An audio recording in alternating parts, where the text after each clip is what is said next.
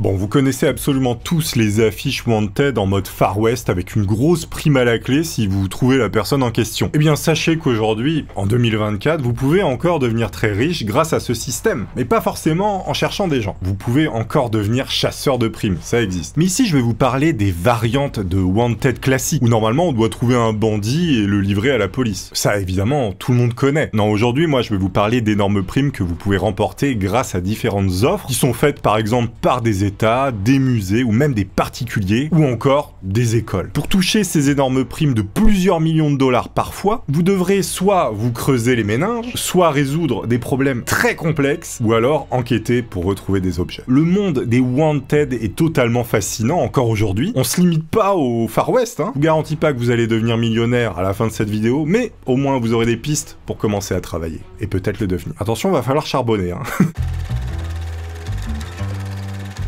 Mais laissez-moi vous parler de mon cher partenaire qui permet de faire vivre la chaîne. C'est grâce à vous et grâce à eux que on peut faire ça, qui va permettre de sécuriser votre connexion internet. Il est juste là, et également de sécuriser vos mots de passe. Vous l'aurez deviné, NordVPN, la famille. NordVPN va chiffrer évidemment votre connexion de bout en bout grâce à des algorithmes cryptographiques extrêmement complexes. Et donc en plus de sécuriser votre connexion en vous rendant totalement anonyme quand vous êtes sur internet, NordVPN va vous proposer également beaucoup d'autres choses. C'est pas que de la protection bouclier comme ça d'internet, non, il y a plein d'autres trucs. Ça permet d'être une petite fouine sur internet. Je sais que vous êtes des fouines. Comme par exemple accéder à des contenus qui sont normalement bloqués en France, comme par exemple Super Mario Bros ou Spider-Man Across the Spider-Verse, qui sont normalement disponibles que sur le Netflix US. Hop, vous activez NordVPN, vous pouvez y accéder sans problème. Avoir des prix réduits en vous connectant sur un serveur NordVPN à l'étranger sur des services et autres, comme par exemple en Turquie où il n'y a pas que les implants capillaires qui sont moins chers, mais aussi le NBA League Pass qui sera beaucoup moins cher si vous activez NordVPN en Turquie. Vous l'activez, vous vous mettez dans un autre pays, vous achetez des licences, des programmes, des billets d'avion, le prix sera réduit. Technique de loupard. Vous ne voulez pas que l'autorité de régulation de la communication audiovisuelle et numérique... Ah oui, non, ça je peux pas le dire. Bon, vous n'avez rien entendu. Bon, en gros, NordVPN vous permet de devenir un fantôme sur le net. Du moins, ça évite aux vieux fouinards de venir voir ce que vous faites. Mais en plus, avec NordPass, vous allez pouvoir enregistrer tous vos mots de passe de manière sécurisée pour ne pas les oublier. Dans la description de cette vidéo, vous allez retrouver le lien où il faut cliquer pour prendre un abonnement NordVPN. Vous aurez une grosse réduction avec celui-ci. Faut savoir que quand vous utilisez ce lien, ça permet à la chaîne de vivre. Donc en fait, vous soutenez, si jamais vous voulez avoir NordVPN, NordPass, etc., eh bien il faut passer par ce lien. Merci à vous tous, évidemment, et à NordVPN, ça fait vivre la chaîne.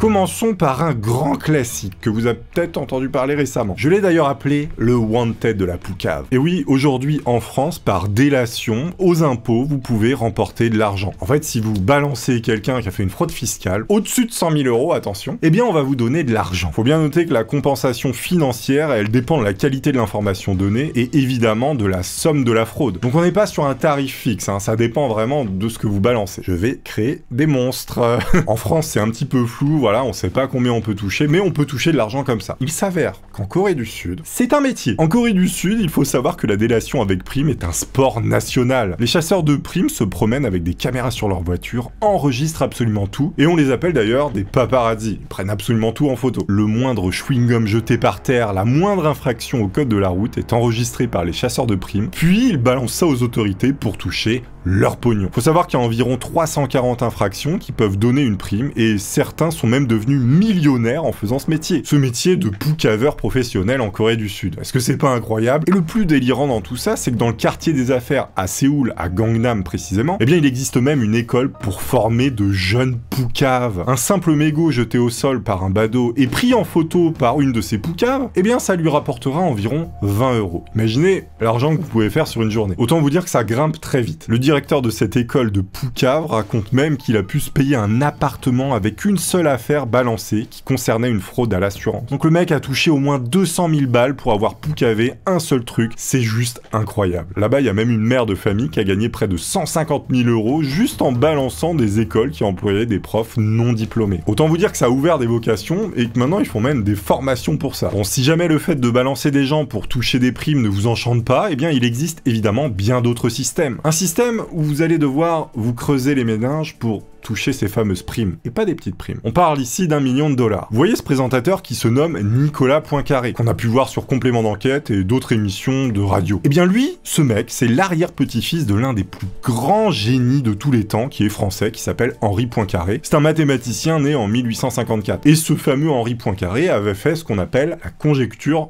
de Poincaré. En gros, Henri Poincaré, ce génie absolu, savait que sa conjecture mathématique était vraie, mais en fait, il n'avait aucune manière d'en faire la démonstration, et personne n'y arrivait, et ce depuis 100 ans, parce qu'il l'avait faite en 1904. Donc c'est ça une conjecture en fait, c'est qu'on a quelque chose, un problème, on est sûr que c'est vrai, mais par contre on n'arrive pas à faire la démonstration, et personne n'arrivait à faire cette fameuse démonstration. C'est d'un niveau, vous imaginez même pas, c'était quasiment impossible. Sauf que, il y a toujours un génie comme ça qui arrive de nulle part. Tout ça pour dire qu'un beau jour, l'Institut Clay, qui est un institut de mathématiques, eh bien il va proposer une prime à celui qui résoudra 7 problèmes mathématiques sélectionnés sur le volet comme étant les plus complexes jamais trouvés. Et évidemment, parmi ces 7 problèmes, il y a cette fameuse conjecture de Poincaré que personne n'arrive à démontrer, à faire la démonstration. À la clé, 1 million de dollars à celui qui réussira à résoudre l'un des 7 problèmes. Autant vous dire que vous êtes à l'abri, hein. Après vous arrêtez les maths. Dans ces 7 problèmes, vous avez l'hypothèse de Riemann, la fameuse conjecture de Poincaré, problème ouvert P égale N plus P, etc. Et figurez-vous que 2 ans seulement après le lancement de ce concours, eh bien il y a un type qui va en résoudre un, cette fameuse conjecture de Poincaré. Il va réussir à en faire la démonstration. Ce gars-là, il s'en foutait complètement de la victoire, de l'argent, du prix et de la reconnaissance. Lui, il voulait juste résoudre le problème. Vous allez voir, c'est un alien. Ce gars-là, il s'appelle Grégory Perelman, c'est un russe qui vit dans une barre HLM. Il va s'enfermer 7 ans chez lui et bûcher sur le problème pour finalement le résoudre. Et évidemment, il est pas parti de zéro, hein, parce que ça fait 100 ans qu'il y a des mecs qui bûchent sur ça, donc lui, il a repris le travail d'autres mathématiciens qui avaient commencé avant. Mais c'est lui qui a finalisé le boulot. Il va balancer comme ça dans un pauvre site ses résultats qui sont évidemment bons. Quelqu'un va venir pour lui donner le prix, le million, mais il n'en voudra pas. Le personnage est vraiment atypique, hein, attention. Lui, c'était de la mathématique pure, il voulait pas l'argent, il voulait pas rien, il s'en foutait, il voulait juste résoudre des problèmes, le reste il s'en foutait. Faut savoir qu'il vit dans un HLM avec sa daronne à Saint-Pétersbourg. Dans son appart, apparemment, il y a un pauvre tabouret et un tableau, un canapé et c'est tout. Hein. J'ai lu un livre sur lui, alors c'est pas lui qui l'a écrit parce que lui, il s'en fout de tout ça, mais c'est une journaliste qui avait réussi à avoir quelques infos, et un jour où il allait travailler dans son université, il a constaté qu'on avait augmenté son salaire. Le gars a littéralement pété un câble parce qu'on lui avait donné 50 balles de plus, quoi. Bon, aujourd'hui, il vit encore complètement reclus avec sa mère dans cette fameuse barre d'HLM à Saint-Pétersbourg, et apparemment, il aurait complètement arrêté les mathématiques. C'est un des plus grands génies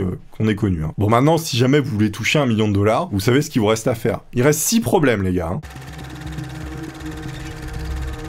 Bon, évidemment, il n'y a pas que la délation ou la résolution de problèmes mathématiques quasi impossibles pour le commun des mortels pour toucher une gigaprime qui vous rendra multimillionnaire. Vous pouvez également devenir enquêteur et retrouver des objets volés sur lesquels des gigaprimes sont mises, notamment sur certains tableaux qu'on n'a jamais retrouver. Et si jamais vous les retrouvez, vous mettez 50 générations après vous à l'abri, hein, je vous le dis. Vous avez par exemple ce tableau que vous voyez qui s'appelle le Christ dans la tempête de la mer de Galilée. Et le 18 mars 1990, au musée Isabelle Stewart Gardner dans le Massachusetts aux États-Unis, il est tôt le matin et voilà que la personne au guichet voit entrer 2 policiers un peu bizarres. En fait, il s'agissait évidemment de voleurs qui sont repartis avec ce fameux tableau d'environ 140 millions de dollars, mais aussi plein d'autres œuvres. Et si jamais il y en a parmi vous qui tombent sur ce tableau par hasard, une prime de 10 millions de dollars vous sera offerte. J'espère le retrouver un jour. Bon, vous aurez reconnu le style et le nom évidemment. Un magnifique tableau de Van Gogh sur lequel il y a un Wanted également. Volé une première fois au Koweït et retrouvé par la suite, il se fait de nouveau voler dans les années 2000 en Égypte. Ce tableau est estimé à environ 50 millions d'euros. Si par tout hasard, en soulevant un vieux tapis, vous tombez dessus, on vous offrira la modique somme de 5 millions de dollars. Pas mal, non? Celui-ci est considéré comme l'un des tableaux les plus chers au monde. C'est le concert de Johann Vermeer. C'est un grand peintre néerlandais des années 1600. Il a été volé au musée Isabella en même temps que le premier tableau dont je vous ai parlé. Et il y a sur lui une prime de 10 millions de dollars si jamais vous le retrouvez. Et la valeur du tableau est estimée, accrochez-vous bien, à 250 millions de dollars. Si jamais vous retrouvez le tableau, est-ce que vous essayez de le vendre plus de 10 millions ou vous remportez la prime? Évidemment, vous êtes des gens honnêtes, je le sais. Vous rendez le tableau et vous prenez votre chèque. Moi, c'est ce que je ferais, évidemment. Va refourguer un tableau à 250 millions, qui te l'achète? T'es grillé à 10 000 km, quoi. Ici, vous aurez également 10 millions de dollars si vous retrouvez ce tableau qui se nomme Une dame et un gentilhomme en noir, peint par Rembrandt en 1633. Et idem, il a été volé en même temps que les deux autres au musée Isabella, quand ces fameux faux policiers se sont présentés. Les mecs se sont mis bien, ils ont pris tous les tableaux les plus chers du monde. D'ailleurs, on estime la valeur du vol de ce 18 mars 1990 au musée d'Isabella à un demi-milliard de dollars. Et dans ce vol, vous aviez également ces tableaux-là. Paysage avec un obélisque de Flinks, Wanted dessus pour 10 millions de dollars si vous le retrouvez. Mais vous avez également ce tableau qui a été volé en même temps, qui s'appelle Chez Tortoni de Manet. Également 10 millions de dollars si vous mettez la main dessus. Je vous donne des bons tuyaux, hein, les gars, faut s'abonner là. Bon, en gros, si vous retrouvez le gang qui a fait ce fameux cambriolage du siècle, avec tous les tableaux, j'entends bien, vous pouvez gagner à peu près 50 millions de balles. Là, la daronne à l'abri, là, bien à l'abri. Hein. Alors pour celui-ci, on est sur une prime un petit peu plus faible. C'est un paysage de Rembrandt volé le 4 septembre 1972 au musée des Beaux-Arts de Montréal. Les voleurs sont entrés durant la nuit par le toit, profitant de travaux et donc de la désactivation du système de sécurité en partie. Au nombre de 3, ils vont ligoter les gardiens. Ils vont absolument tout casser à l'intérieur et décrochent une trentaine de tableaux. Mais ils vont finir par activer par erreur une alarme encore fonctionnelle. Et dans la précipitation, ils vont laisser une partie du butin, mais repartent avec plusieurs œuvres, notamment ce tableau de Rembrandt estimé à 20 millions de dollars. Et étonnamment, la prime sur ce tableau est que de 50 000 balles. Petite valeur. Bon, c'est peut-être un peu plus moche, c'est pour ça, en noir et blanc comme ça, pas terrible. Il y a aussi ce tableau qui s'appelle L'infante et son chien, qui est un tableau volé cette fois-ci chez un particulier lors d'un banal cambriolage. Et le particulier en question offre 1 million de dollars à quiconque le retrouverait. C'est un particulier qui a un petit peu d'argent. Et du coup, je suis tombé par hasard sur une histoire dont je voulais vous parler sur les tableaux volés, qui est complètement folle. Ça concerne Le Cri de Edward Munch, mais si ce tableau avec un mec effrayé que vous connaissez tous. Et est-ce que vous saviez que c'était un footballeur relativement connu qui avait fait un cambriolage pour dérober ce tableau? On est le 12 février 1994, et le tableau se fait voler à la Galerie nationale de Oslo, la capitale de la Norvège, et retrouvé seulement 3 mois plus tard. Et justement, l'un des voleurs est Pal Energl, qui est tout simplement un footballeur norvégien qui a joué la Coupe d'Europe. Est-ce que c'est pas ouf quand même? Il y a un footballeur qui a volé ce tableau. Moi, je trouve ça complètement dingue. Attendez, le mec palpait déjà pas trop mal, je veux dire, il était pas à la rue, hein. Quand t'es footballeur, normalement, ça va. Je pense qu'il avait un problème vraiment avec la kleptomanie, hein, parce que là... Et le pire, c'est qu'il était bon en foot. En fait, la prison qu'il a dû purger a tout simplement détruit sa carrière. Comme quoi, dans la vie, hein, faut faire les bons choix. Hein. Il aurait mieux fait de faire du foot. Hein. Il aurait largement plus gagné avec sa carrière de footballeur que pour un pauvre tableau. Enfin, un pauvre tableau, vous l'entendez. Vous avez également ce tableau de Degas, qui est en fait un pastel, qui a été volé en 2009 d'une valeur de 800 000 €. Mais voilà que des douaniers en 2018 tombent dessus par hasard. Et tout ça dans la soute d'un autocar lors d'un banal contrôle. Sauf que dessus, il n'y avait pas de prime. Donc les douaniers n'ont rien touché. C'est ballot. Alors celle-là, elle est complètement incroyable. Ce tableau, il a été réalisé en 1917 par Gustav Klimt et il se nomme Le Portrait d'une dame. Volé en 97 en Italie, il avait été remplacé par un faux par les voleurs. Et voilà qu'un beau jour de décembre 2019, un jardinier qui nettoyait le jardin du musée de Plaisance en Italie, eh bien il voit un truc bizarre dans une trappe d'aération dans un mur. Il finit par ouvrir cette fameuse trappe et il retrouve le tableau caché dedans. Le tableau est estimé à 66 millions d'euros. Mais là encore, pas de prime dessus. Dommage. Bon, j'espère qu'ils ont quand même donné une petite pièce au jardinier. Hein. Attendez, quand même, faut pas déconner. Le mec a gagné un râteau, quoi, s'il vous plaît. Si jamais vous vous considérez entre le mathématicien et l'enquêteur, mais que ni les problèmes de maths ni les tableaux ne vous intéressent, il existe une sorte de Wanted qui peut vous intéresser et vous rendre très riche également. Je ne vends pas de formation, non, tout ça est vrai. Mais c'est compliqué. Attendez, on vend du rêve, mais voilà, c'est pas du rêve, c'est la réalité, mais compliqué. Bon, vous connaissez forcément l'histoire de la chouette d'or, où une chouette d'une valeur de 150 000 € est enterrée quelque part en France, et si vous la trouvez, eh bien, vous la remportez. J'avais d'ailleurs fait une vidéo complète à ce sujet, si jamais ça vous intéresse, vous pouvez aller la voir, je mets le truc ici. Et encore aujourd'hui, la chouette n'a pas été trouvée et attend patiemment sous terre. Bon, à noter que sous terre, en fait, c'est une version en bronze qu'il faudra remettre aux organisateurs et à un huissier pour récupérer celle en or. J'étais obligé de le mentionner. On est en France, attendez, il y a un truc comme ça en France, on doit en parler. Forrest Finn, en fait, c'est un marchand d'art et écrivain américain qui a également lancé sa chasse au trésor d'une valeur de 1 million de dollars. En fait, vous avez un coffre rempli d'or et de pierres précieuses qui était enterré quelque part aux USA. L'organisateur dira qu'il avait créé cette chasse au trésor pour que les gens découvrent la nature et sortent un petit peu de chez eux. Les indices étaient disponibles dans des livres qu'il publiait. Faut savoir qu'il y a 4 personnes qui sont mortes à cause de cette chasse au trésor, car elles sont allées dans des endroits très escarpés et ont chuté. Mais voilà qu'en 2020, Jack Stueff, un étudiant en médecine, finit par retrouver le fameux trésor. Mais le lieu exact ne sera jamais dévoilé, comme l'avait demandé l'organisateur. Organisateur qui mourut 2 mois après la découverte du trésor, à l'âge noble de 90 ans. Comme si, en fait, il attendait que ce soit trouvé pour décéder. C'est des histoires comme ça arrive. Il aura donc fallu une dizaine d'années pour découvrir ce fabuleux trésor. Quelques morts et des centaines de milliers de balades dans la nature. Moi, je trouve que ces histoires, elles sont quand même incroyables. C'est hyper poétique, j'adore. Vous vous souvenez de ceux qu'on fait la chouette là, hein, à 150 000 balles enterrés en France quelque part? Eh bien, ils ont réitéré il y a pas très longtemps. C'est l'un des organisateurs qui est toujours en vie qui a relancé cette chasse au trésor. Mais cette fois-ci avec une valeur de 750 000 €. Sauf que là, cette quête va se passer entre la France et l'Angleterre. Il y a un livre en français qui va donner les indices pour la France et un livre en anglais qui va donner les indices pour l'Angleterre. Et sans avoir résolu les 2 bouquins, il est impossible de trouver le trésor. En fait, ce sont 2 clés qui vont se combiner et qui vont permettre de trouver le fameux trésor. Alors si c'est aussi compliqué que l'histoire de la chouette d'or, vous n'êtes pas rendu. Mais ça se tente.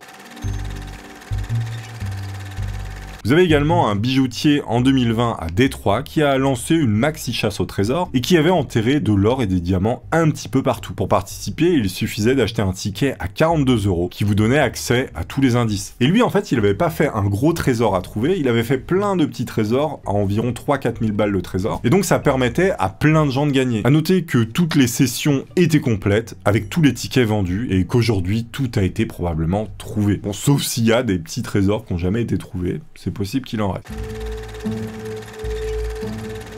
Si tout ce dont je vous ai parlé ne vous intéresse pas pour gagner des primes, mais que vous êtes un crack en informatique et notamment en intelligence artificielle, eh bien, j'ai quelque chose pour vous quand même. Je sais que parmi vous, il y a des génies en informatique, là, vous savez tout faire. Contexte 1752, on remonte un petit peu dans le temps. Donc en 1752, on va retrouver des parchemins carbonisés à Herculanum, à côté de Pompéi, qui s'est fait ravager par l'éruption du Vésuve 80 ans avant JC. Donc en fait, sous terre, dans une espèce de cave, on va retrouver des parchemins qui ont plus ou moins survécu, et c'est là que ça devient intéressant. Évidemment, impossible de les ouvrir, ce sont des bouts de charbon plus que des parchemins. Mais voilà, la technologie avançant, l'IA est maintenant capable de dérouler virtuellement ces parchemins et d'en lire leur contenu. Du moins lire leur contenu, c'est un petit peu l'idée qu'on veut. Sauf que voilà, il n'y a quasiment personne qui a réussi à faire une intelligence artificielle qui serait capable de déchiffrer tout ce qu'il y a sur ces parchemins virtuellement déroulés. Non, parce que si on les déroule, ça devient de la poussière. Donc on doit les scanner, on doit faire des radios, les dérouler virtuellement, et là c'est illisible. Donc c'est à ce moment-là qu'il faut une intelligence artificielle qui est capable